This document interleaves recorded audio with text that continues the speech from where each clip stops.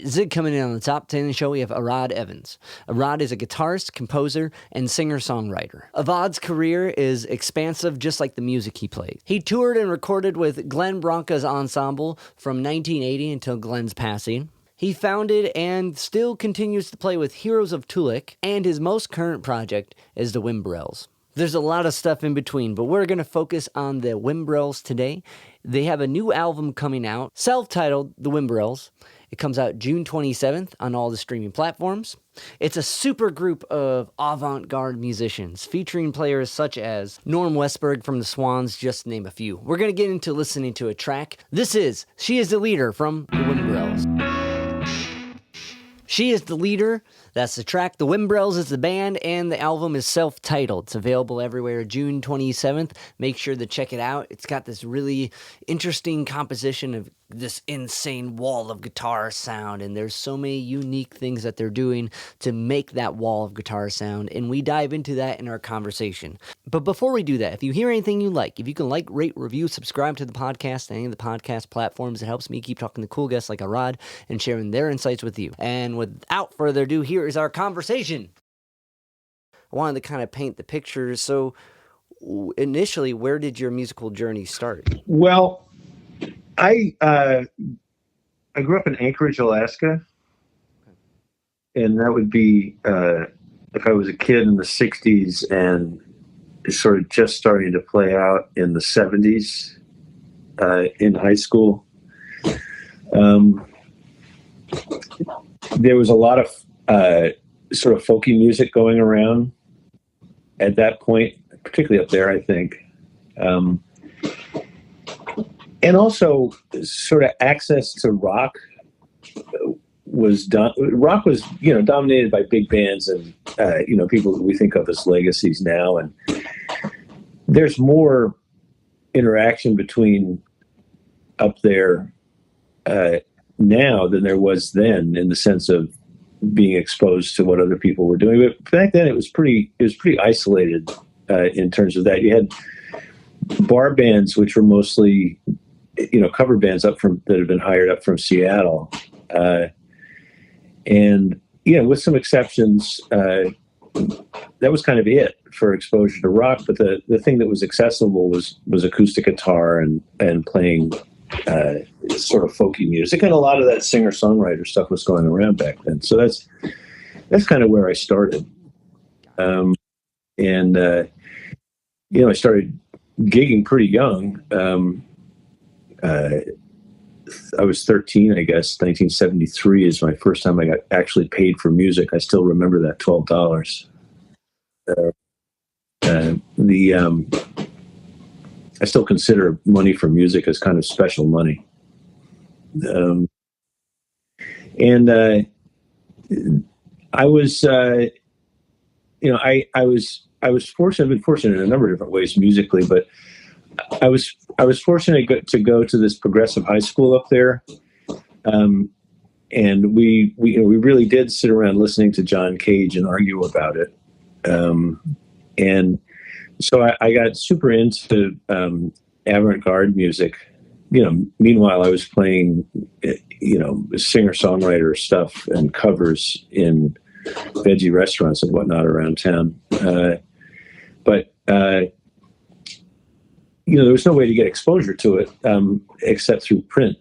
And so there were a couple of magazines, and I would sort of blindly order records from the classifieds in the back of these magazines, and I'd go to my dad and get a check for $5 to send off to someplace. And in a month and a half, a record would show up.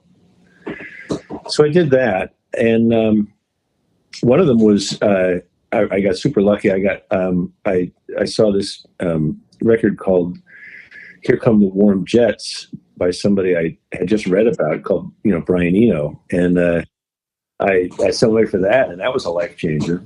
So when I started to get outside, which was also kind of around by late 70s, and from Alaska, outside means any place that's not Alaska. That was about the time that sort of punk rock was springing up, in all its different forms, not just English Sex Pistols, Ramones, punk rock, but all the different stuff. And got exposed to that, and one of the virtues of it was just more accessible.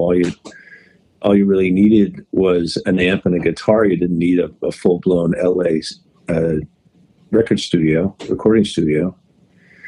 and so my friends and I started to bang around, and that's how I got into the electric guitar and started formed a band up there, and we played around a bunch, and started to have a really good time. So I came back to New York City finally, specifically to go to music school and to play avant-garde music.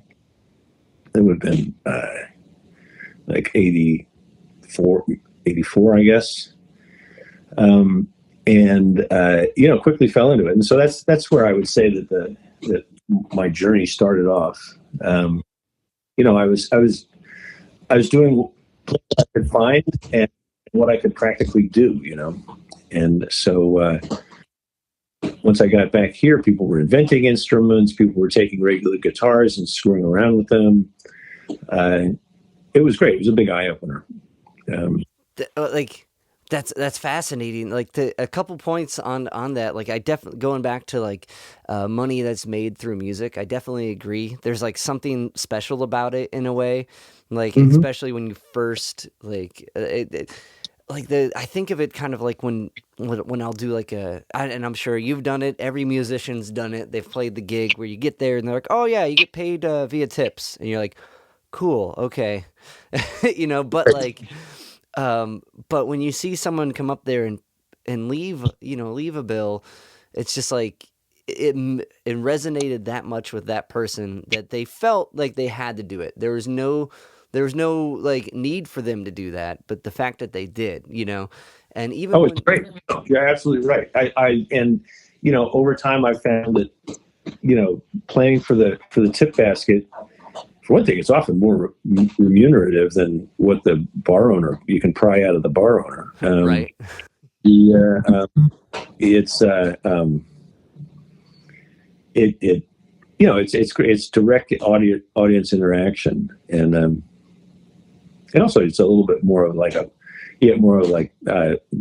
pay what you have the resources to do, because one guy will drop a 20 in and not really think about it. Another guy will give you $3 and think, Jesus, that's a lot. Yeah. So it's fair in that sense too. Yeah, no, definitely. And it's just like a visible representation of I appreciate what you've spent a long time trying to do.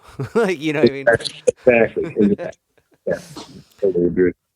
And that's like my guitar teacher when I started playing, he played in a while in a touring cover band, and I remember him telling me like when they went out to Alaska, just like the amount of attention and appreciation they got, and so that's I gotta imagine music there was the folk music that you guys were learning at that time. Was it just Pete Seeger and stuff? Who were some of the guys? Well, I said folk music, but it was really sort of the singer-songwritery.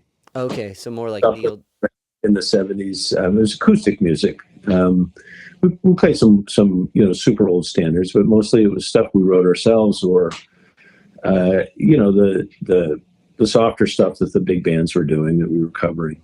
The thing about Alaska is that if you had a job, if you had a gig in a restaurant or a bar, you were expected to play 5 or 6 hours. For when we started playing, when we got our band together and we started to do the actual rock and roll bar gigs, you had to show the club owner a set list of 100 songs at least to get the job. Wow. And because there were no bar closing hours, and you were there to sell beer basically. Which is it's a good school. It teaches you a lot of different styles, and it teaches you how to put on a show and sustain a show and all that. There was no set list. You'd play a tune and people would get up and start to dance, because that's a big part of it, of course, in bar bands. and you'd be able to, as you're getting into the outro of the last song, you shout out the next one to the band. And before the people can sit down and stop clapping, you launch into the next tune. Try to make you build the transition of the set that way. So you're kind of balancing and fostering the momentum as you go. And it's a good way to learn. It's a good way to figure out how to put on a rock show. Well, definitely, and just kind of like with that example right there, the idea of like expectation and dynamic and how you can utilize that to make a crowd experience something or a listener in that sense. And I guess one last question about your time in Alaska. So when you're introduced to like composers like John Cage and you're playing these gigs and you're playing folk like inspired music, like what is it initially that resonates with you? Was it just like how out there it was from what you've been playing? Or was it like the freedom that was in there? What like initially struck you? I think it was the growing recognition that what we were doing was art. Okay. Whether it was conscious art or unconsciously in the sense of bar bands, doing a set of covers, there's a realization that what you're doing is art, and you have to take responsibility for it, and that's your statement. Like or not, could be a dumb statement, could be a statement just for fun, could be just a scroll on the wall, but it's still art, and that appealed to me. That idea that this was what I was doing, and it was a matter of your brain, your emotion, your soul, the things that you put into art. That you're trying to communicate to the people that are listening. Now, when we started doing, I got outside to college in the late '70s, and got exposed to a lot of different music, and brought back stuff to Alaska for summer vacations. And we would do these shows where we were playing, we're covering and writing what were sort of first gen punk rock stuff. And it went over big. I mean, people didn't really know what we were doing or where we were coming from. But we were drawing big time, partly because, the received idea of rock and roll music at that point was spandex and lots of hair. And so they didn't know what we were, they didn't understand necessarily the cultural context of what we were doing, but it spoke to them. And I really liked that too. The idea that, you could communicate directly with your audience without necessarily have the baggage of context. Right. That's really, I've watched an essay, a video essay recently about like how art, in a sense, at least to this person who is writing the not performing. What's the word I'm looking for? Presenting. Presenting this thought that art has become stale in a way because like it eventually becomes like how you said, spandex and hair. It starts as a movement. It starts as something initially pure, then becomes like kind of a marketing and like a cultural expectation. So that had to be a really interesting experience to be like, to experience punk rock in one place and then bring it and get to see it be that kind of seed thing it was in New York and then bring it to Alaska. Oh, it was great. And you get these, these massive truck drivers pogoing around. Yeah. They didn't know why. They just knew it was a ball. Yeah. And I would say, this talk about art, notwithstanding, is I don't want to give the wrong impression. I liked it because it was fun, and I liked making music that was fun and that had people, gave people, that sort of liberating feeling that you get when you hear a banging rock band. Right. And that that was great. That was part of it. That was a big part of it. I don't think it's inconsistent with the whole art being your statement idea, but it's, having fun and blowing off some steam is a valid component. Of course, and I mean that's what everyone, that's what we all relate to in that sense. Like, yeah, what I mean, that's that initial excitement. What was the band that you guys? Was it a group that you had in Alaska that you would come back to, or what was it? Something you just made for these summer trips back? Oh no, we were together for years. Those guys are still up there. We get together when I visit back home. We started out. Here's the off to the part you mentioned before. We started out with the most offensive name that any of us could think of, which was OB and the Toxic Shocks, and we quickly realized that was not going to get us laid. So we became just the Shocks, and the place, the whole state, I presume it still does, floods with young people in the summers because they're up for the cannery jobs and to travel around. And, we got a big following. It was a lot of fun. The Shocks is a solid name too. Like, yeah, well, it shows how rock and roll has matured, and that you can't just have a simple name like the Shocks now, right? Because it's been taken. And virtually any obvious name for a band that you come up with, you get on Google, and in 3 minutes you realize there are 5 other bands already that's got that name. So band names get more and more off track. Here we are, the Whimbrels. No one's thought of that one before. But you can never name a band the Shocks today. That's true. Or the Turtles, or anything. Yeah. I think of a King Gizzard and the Lizard Wizard. You know what I mean? Like the go off to the extravagance. Yeah. Right. But the Whimbrels is a good name. Okay, There's so a town in Alaska called Coldfoot, and I thought it was way up north. It's obvious where they got the name. And I thought, oh, that'd be a great name for a band. 2 minutes on Google, there's already a band. Oh, well. And that's true. And I guess the good thing about it is you can like kind of check it before you print the shirts. You know what I mean?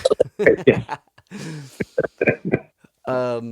So as you're spending time in New York and you're getting into the like avant-garde scene, who are some of the acts that you're going out to see, and like what are some of these kind of early like connections you're making to start playing in that scene?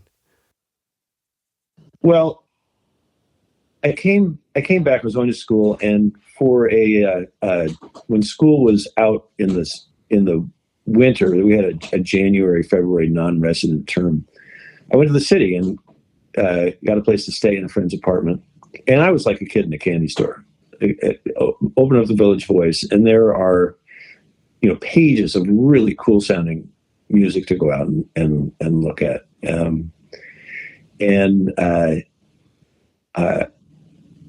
I just went out constantly doing that. I would go by myself. I wouldn't spend any money on partying because I didn't have any money. But that winter, I just saw tons and tons of stuff.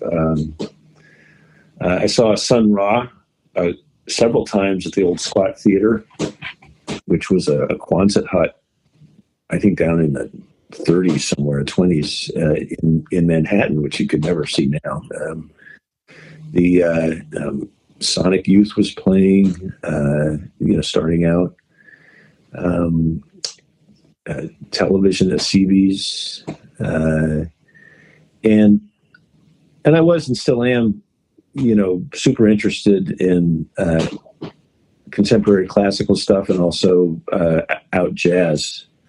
So I remember seeing Cecil Taylor that winter. I saw a lot of great stuff, and I was such a nerd. I kept a journal, and I wrote up about each performance that I'd seen, and I cannot find that journal anymore. I wish. I hope you find that. That's incredible. It was pretty fun. I think I turned it in for some school project and never got it back. I think that's what happened. Okay. But yeah, because like I remember hearing about the Squat Theater. Why can't I think of her name right now? Oh my gosh, I'm blanking. Esther. Mhm. Esther, I did a chat with her, and like I guess her family was like a big, ran that place. But that like to see all these acts like this and like kind of see this expansion of music when it came to your own songwriting, what were some of the um initial like things that inspirations that you were trying to apply to your own work?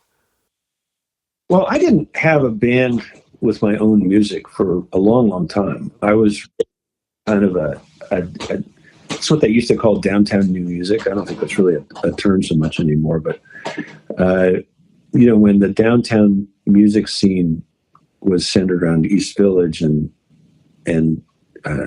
Lower East Side and whatnot, I was sort of a sideband, and I think I was absorbing lessons and taking notes and whatnot. But I played with a lot of really interesting people, but I didn't really have my own band until really the first serious effort was Heroes of Tulik, which was not until the 2000s, I guess. Um, the I spent a big chunk of my career, and one of my most notable credits is I was almost immediately upon arriving in New York, I got into the Glenn Branca Ensemble, and it would have been '84, I guess. And I recorded and toured with him pretty steadily from then through to when he passed away some years ago. Not that many years ago, 5-ish years ago. I should know. The I played with Reese Chatham. Um, I had a brief brush with Steve Reich. The I was in the New York Contemporary Music Ensemble. I mean, your listeners, they probably know if they've been checking out my career at all. It's that I have a big classical component to my musical career. I went to music conservatory, and so I was doing uptown, which used to be the way you distinguished it from downtown new music. I was doing uptown contemporary music at the same time and freelancing in that. One of the things I did was composers then and now frequently write art music or contemporary music, whatever you want to call it, on ethnic instruments, and they also invent instruments. And then if they've written something complicated, they need someone who can read music and play it on that instrument. So that was one of my little niches was I could acquire an instrument and learn to play it and learn to read music on it fairly quickly. And so I did stuff like I played the balalaika in a Shostakovich opera. A lot of Glenn's stuff was, instruments that he had invented or radically altered. I played the banjo in a piece by R. Crumb. I played the mandolin in a piece by Webern, which are sort of pointillistic, which is a pointillistic tone row composer. And so I was doing that at the same time I was getting on the subway to downtown and playing with Glenn and Reese and other people like that. I played with Ben Neal a whole bunch. I don't know if you know him. He plays the computer modulated mutant trumpet that he had. And so that's what I was doing. And as I say, I was listening and taking notes. And, I think you can hear some of virtually everyone I've played with in my stuff, more buried for some than for others. I still think of that Webern. Well, no one is going to get that reference. On the other, you can't play with a giant like Glenn Branca as long as I have without having a stamp on your work. So those are the kind of people that I was absorbing, and also conceptually too. A lot of the things that I try to bring in the Whimbrels, which is, make no mistake, a rock band. It uses some of the phase shifting rhythms and rhythmic counterpoints that you hear in uptown minimalism and other kinds of sort of concert hall type art music. Okay, so a couple questions on that. So with Glenn initially, how did you meet? How did you get involved with playing with him? Well, as many of your listeners will probably know, he sort of burst on the scene earlier in the 80s, and a lot of the people that were in that band went on to have big careers on their own, notably the Sonic Youth crew, Thurston Moore and those guys.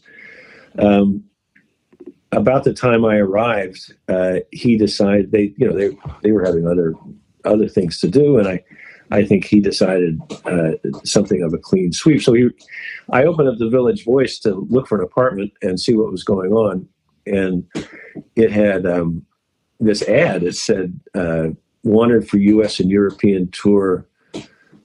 Must play 2 of the following." It was strings, guitar, percussion, keyboards, maybe winds. I'm not sure.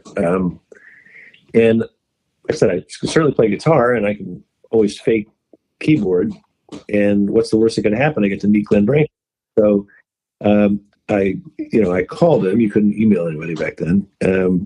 And went down for an interview and convinced him that I wasn't scared of super, super loud music. And, within a few months of arriving in New York, I was on the road with Glenn Branca. It was like a dream come true. It was amazing. That's awesome. How did you convince him that you weren't afraid of loud music? What was what was the? Well, that was his reservation. He was looking like you're a conservatory kid. Yeah. You spend hours with a classical guitar on your lap. Mm-hmm. We're gonna tune up and start playing in the first rehearsal, and you're gonna run out of the room screaming. So that doesn't work. And I said, no. I played in bar bands in Alaska, and we play 6 hours a night, and we know from loud music. Don't worry. And so I convinced. I was one interest, like another thing too, and I wonder if maybe you even have advice for anyone who'd be interested in diving into, because as a guitar player, reading guitar, like sheet music, is kind of like it's almost like second thought in a way, because it's such a feel instrument. But to dive into like such an experimental field where you have to like learn to read some complicated, unorthodox charts, like how did you approach, like, I guess, practicing that and like learning some of these obscure, like wild notated pieces? Well, I guess that for other players and maybe for your students, and I would say an important point is an attitude point, is that don't think that the way you play music is the only way to play music. That you always have to remember that there's a lot of ways to approach the task of realizing or making your own art with sound, and that's really all you're doing. The fact that I read fairly fluently, particularly for a guitar player, doesn't mean that I'm a better musician than the guy who doesn't. There are people in the Whimbrels who read very well, and there are people in the Whimbrels who don't read at all. That was the same with the Branca band, particularly in the early days. Later, the parts got more written in conventional notation, but early on, it was a long sheet of numbers.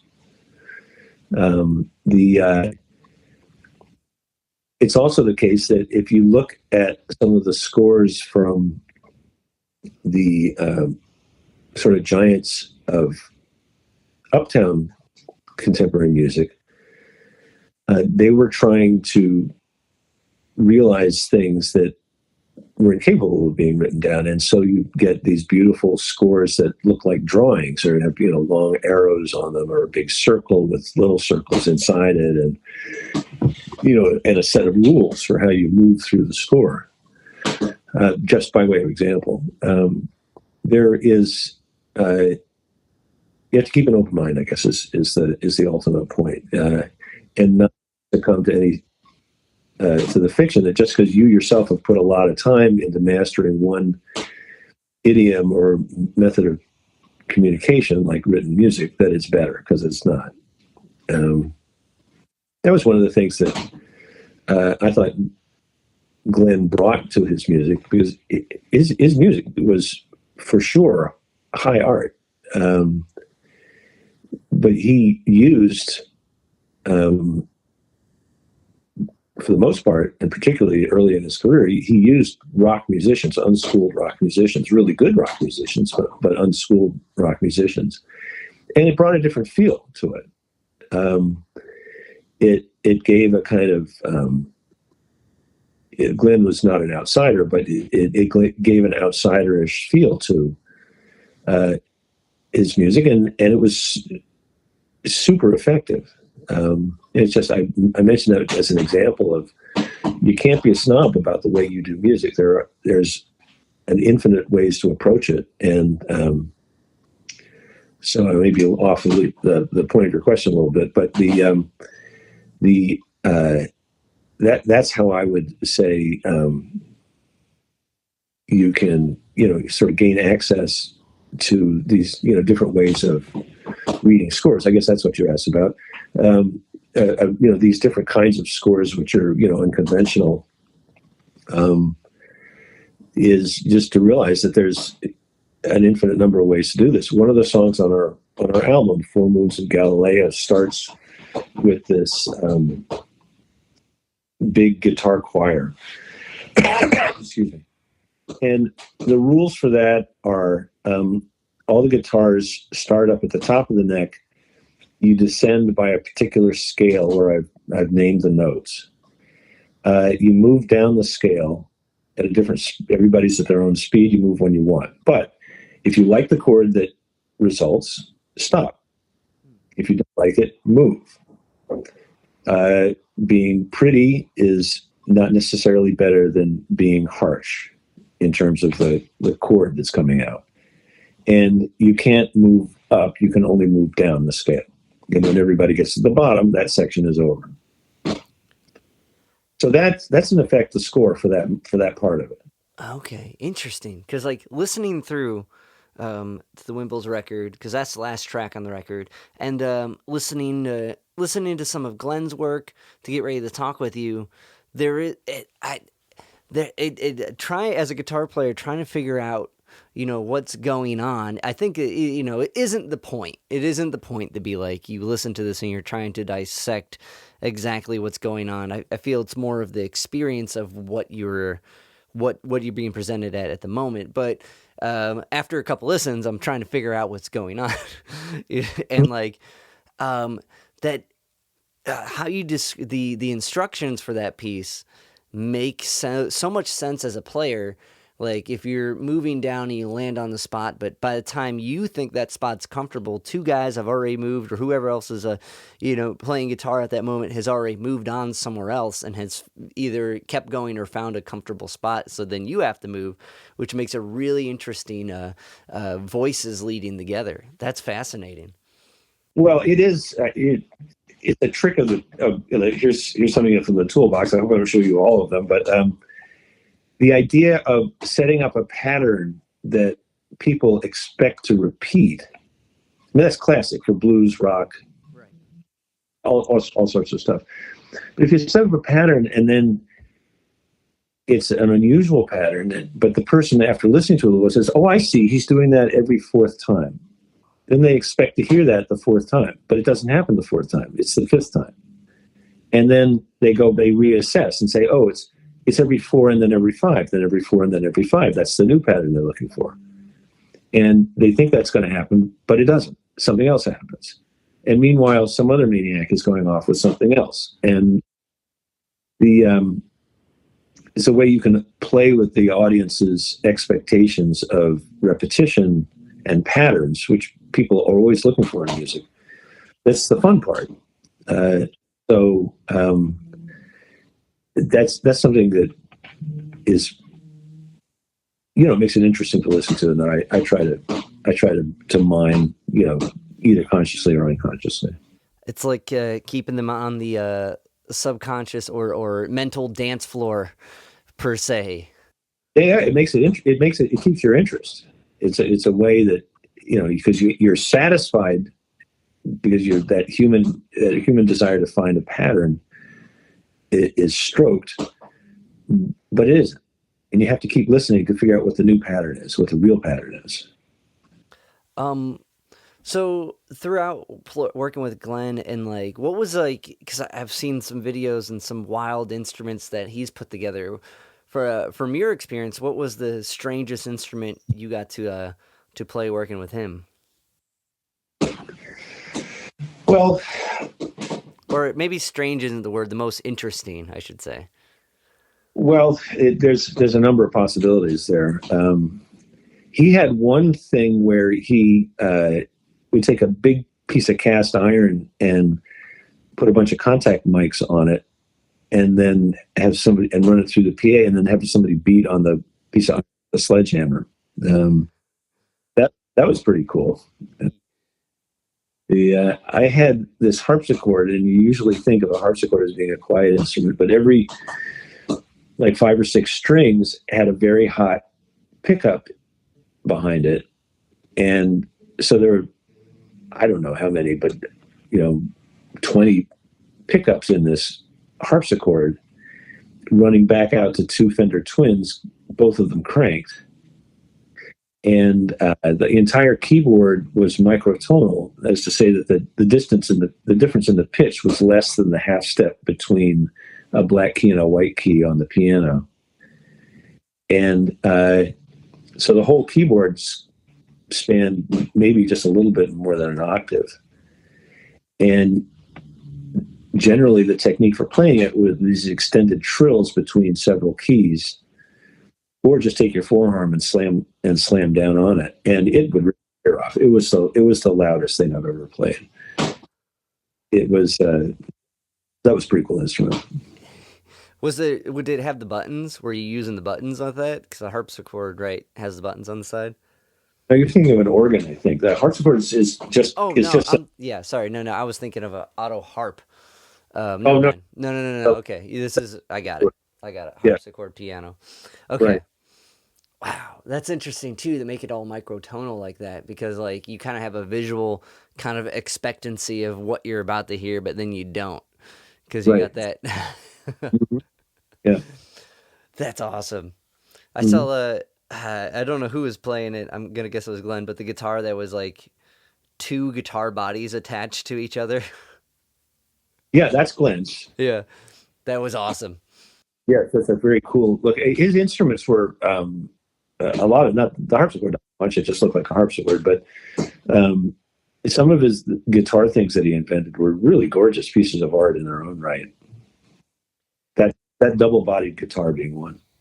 Now, when you were working with Glenn, who else was in the orchestra? Who else was working with you? Well, my dear friend Eric Hubel was in it. A lot of people passed through that band, some of which people would have heard of. Al Kaziz, the early Swans member, was in it. That's how come I met Norman. The John Bepler, who's quite a well-known composer, works with Matthew Barney a lot. He was in it from early on. I mentioned Eric Hubel. He played with a band called Big Fat Love that was sort of had some members of the Beastie Boys in and out of it. The Dan Braun, who was also an early Swan, and also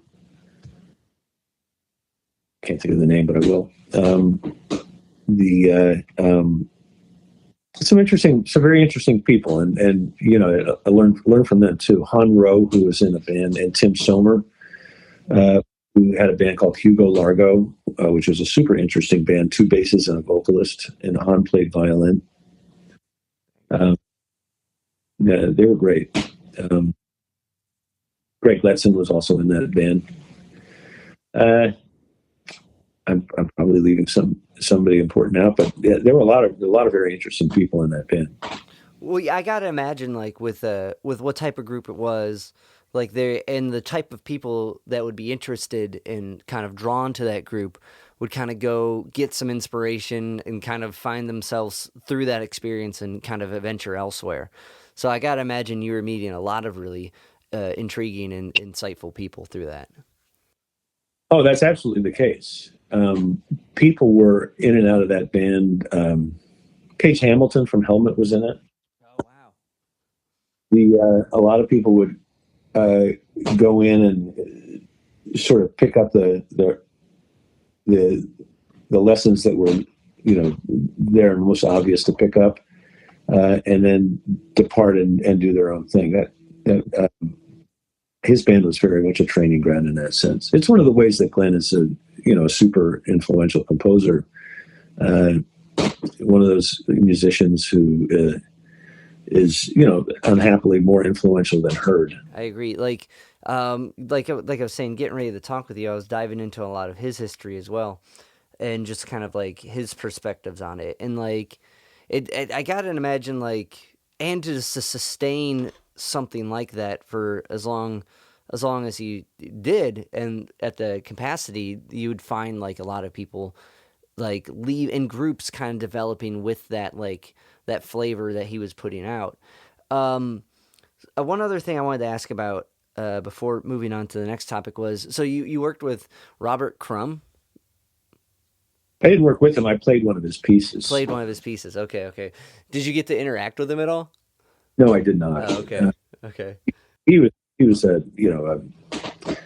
he was a canonic figure by the time I came around, and no, I played with him. I was for a brief time. I played with the New York New Music Consort, which is a very bit of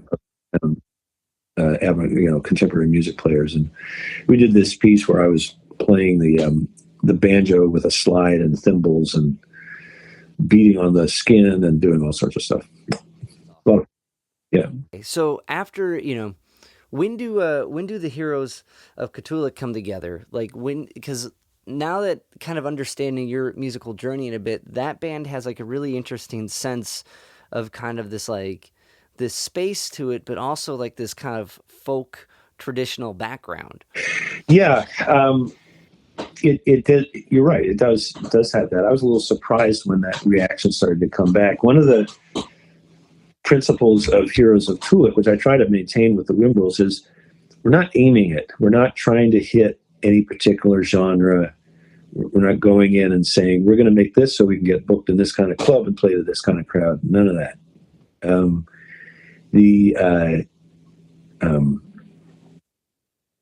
I had the lineup of Heroes of Tulip was bass drums, classic, rock rhythm section. I was playing electric guitar, and we had a trombone and an accordion to start off with, and then the accordion got replaced with a violin. My friend, who I still collaborate, Jennifer Coates, who is, by the way, an amazing and well-known visual artist. And the idea of the trombone in a rock format came out, and had been kicking around in my brain for a long time. It came out when they reissued all the Captain Beefheart records on CD, so that dates it a little bit. So I was really enamored of the contrast between, plucked or struck strings, like in a electric guitar rock band format, with this, big sustained tone of the trombone that kind of occupied the same register that a guitar or a male voice would occupy. It was super successful musically. I thought it wasn't successful economically at all, but it was really fun, and I'm still proud of that music. It does have, looking back, some of it has a real, almost an Americana feel, but it's not in that genre by any stretch. It's a little bit difficult to place it in any kind of genre. And that first record, still good, pops up on playlists now and again. Later in Heroes of Tulik, the rhythm section became, I should say a founding member of Heroes of Tulik was Matt Hunter, who's now playing bass in the Whimbrels. Matt's an amazing musician. He comes out of that Connecticut Valley rock hotspot. He played with Jay Mascis, Silver Jews. He had a band that was recorded a lot and toured New Radiant Storm King, which I recommend to people's attention. Heroes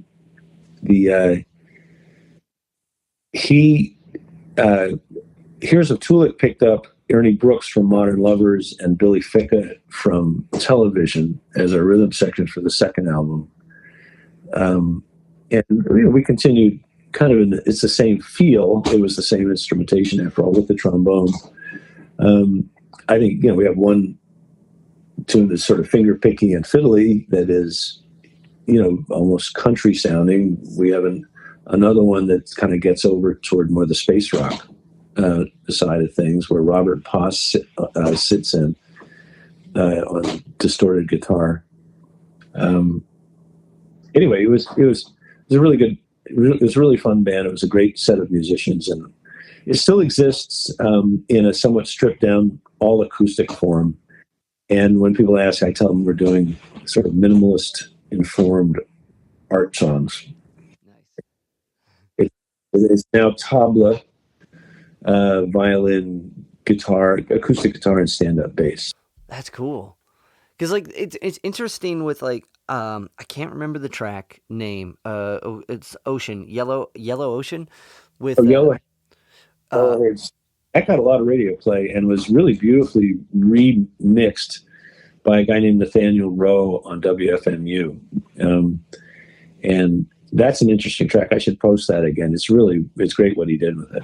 It's a beautiful track, and I guess the reason I bring that one up in particular is it's kind of got to move into the Whimbrels. It's kind of got maybe a little foreshadowing in that sense with this kind of interesting wall of guitar sound in a way, but with it sounds like lap steel and slide guitar that makes this beautiful platform for this poem to be read over.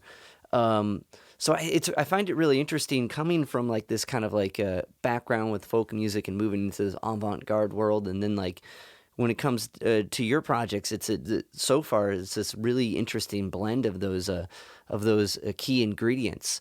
So when the Whimbrels, how did this whole project come around? Was it an active move towards something heavier, or just meeting these musicians and trying to brainstorm something?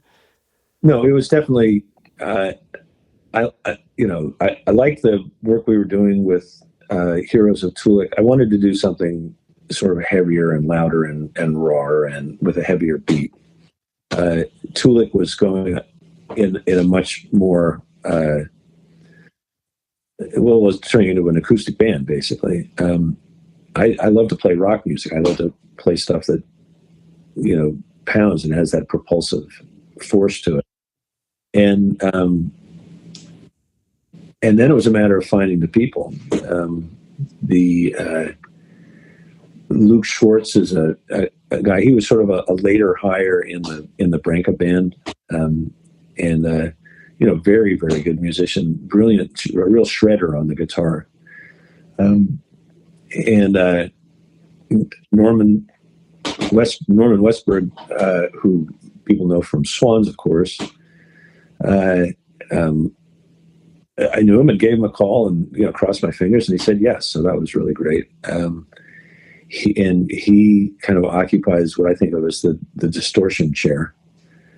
And Matt takes my ideas, which might spin off into the cerebral otherwise, and bring his a really natural, very naturally idiomatic indie rock bass feel that I think gives the band a lot of its bounce, propels it forward rhythmically, and there we were. Steve DiBenedetto, another guitarist, played drums with us, and now Robert Dennis is in on drums. He has played with PG6, Escape by Ostrich. A lot of people who are into obscure, and even not so obscure, artsy New York bands will know a lot of the people that Robert has played with. The ensemble is like a what's the word I'm looking for? Well experienced group of musicians. So like I find it interesting, like you said, like Norman's kind of filling the distortion chair. Sorry, It's no boy band. It's no boy band, that's for sure.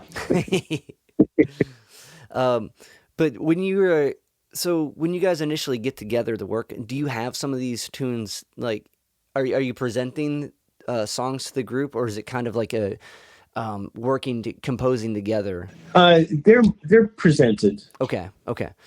So They and it's true that too. You'll notice that two of the songs on the record are by Matt, and it's the same for him. They're presented, but with openings and room for development, I guess would be the best way to sum it up. Very cool. So like you guys get together, and now when you get together, are you going straight to kind of tracking it, or is there a rehearsal before? We rehearse like crazy. Okay. Maybe it's a product of our generation or what have you, but we work on our music really with a focus on how are we going to perform this live. Yeah. We're not writing for the studio primarily. Then when we get around to it, when the song is good and ready, and that usually means having been performed a fair amount, and people have decided what they're going to do, and in those passages, and I feel this is key, those passages where there's always a passage in a song where you're sort of just making time, waiting for your next thing, and you might be hitting a few notes or doing whatever. You got to clear all that stuff out. Everything you do has to be intentional. Otherwise, it sounds like noise. You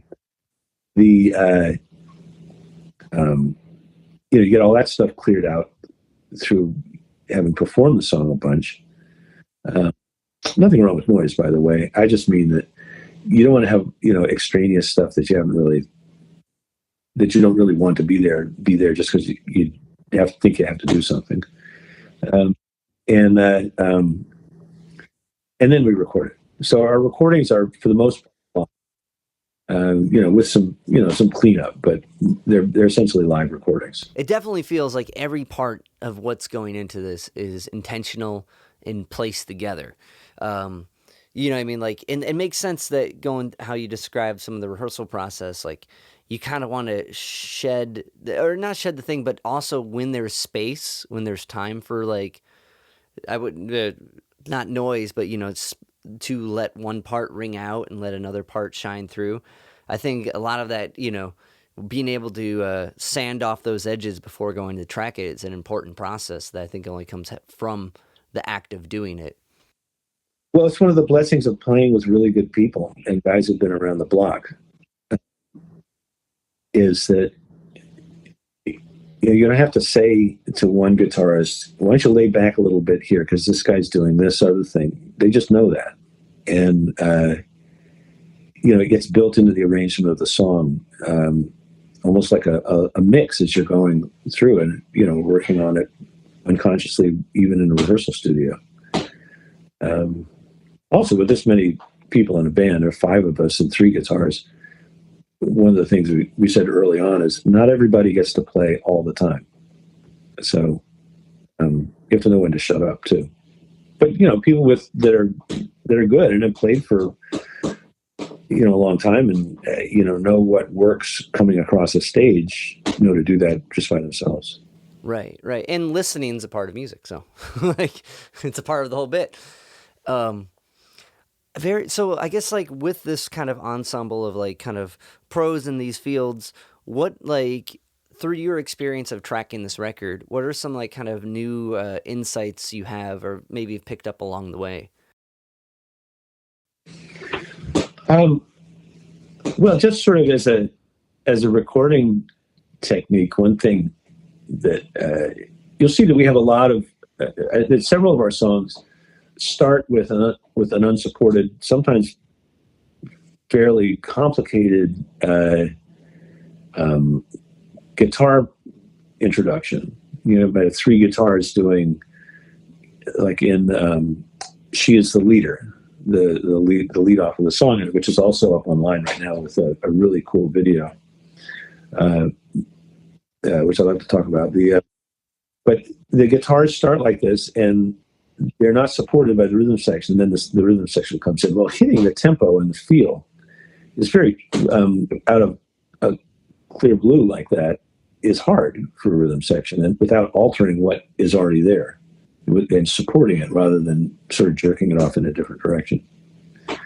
So one of the things that I found was on one song that I discovered, maybe everybody else already knew this, but when it comes time to, in post-production, you can, if there is that sort of jump, you can jump forward in the recording to where the rhythm section is in, re-record that guitar intro, and then move it back out to the point where it's supported, and then you have the feel of the rhythm section before the rhythm section starts. So that's just a mechanical thing. I'm not sure that's what you were asking. No, yeah, like those are all like, because like when you're working with a group like this on a project that is expansive and like trying new things, but also coming in heavy with all these like, players with experience, something's got to be like, you're going to take away some type of insight that you didn't have before, and like hopping on something that's as kind of adjunct like that, as you were saying, definitely would be a clear takeaway. Now, you mentioned the video, because when I watched the video for this track, it's a really interesting like kind of collage of like image and color and like almost looking like what are those like those oil projectors in a way. Yeah. That was done by an artist sort of local to Greenpoint, which is where I live and where our studio is, neighborhood in Brooklyn. And he did a great job. Chris Smith, nicknamed Smitty. It's really a great video. It really suits the music. I was very pleasantly surprised when he showed me the first draft. I was like, wow, this is far better than I was expected, or that I could ever, have requested. I learned right then and there, don't go to a good video guy and say, I want a video that does this, this, this, and this. No. You just give him a song and get the hell out of the way. So he did a great job. I like that video. And we have another one that's up now. It was done by a guy who's very experienced in the film business, Kevin Jones, for the song "Scream for Me," also from the record. Sorry. I don't know if you see what I was going to say. I was going to say, is that the one that's like through the magazine, the Guide magazine, or Glide? I think it is. Yeah, Glide. Glide. They were both premiered by a magazine or a blog. I forget which one, but I think Glide did "Scream for Me." They're both up on YouTube on the Dromedary Records website. Moving forward with this project with the Whimbrels, what do you guys have? I'm sure there's a record release coming out, right? A release show? Absolutely. Our first record as a full length is self-titled The Whimbrels. It's coming out on Dromedary Records on June 27th. It's available for pre-order on the Dromedary Records website. It's going to be out vinyl, CD, all digital formats. We have a short little tour of Northeast at any rate. Coming up, we're going to be in Catskill, New York on the 19th of June. New Haven, to be precise, Hamden, Connecticut on the 20th. O'Brien's in Boston, actually Allston, Massachusetts. And then the release event is going to be at the Broadway in Williamsburg in Brooklyn on the 26th. And then we're back up to the Hudson Valley for Industrial Arts on the 28th. Very cool, man. Yeah. Well, excellent. Well, I hope eventually that you guys make your way out here to Cleveland. I hope so too. We're looking around to get on the road a bit. But everybody's got projects. Norma's about to go out on the road with Swans again, but we definitely want to expand footprint, and maybe you and I could DM about some possible venues after this. Yeah, no, I'd love to help out.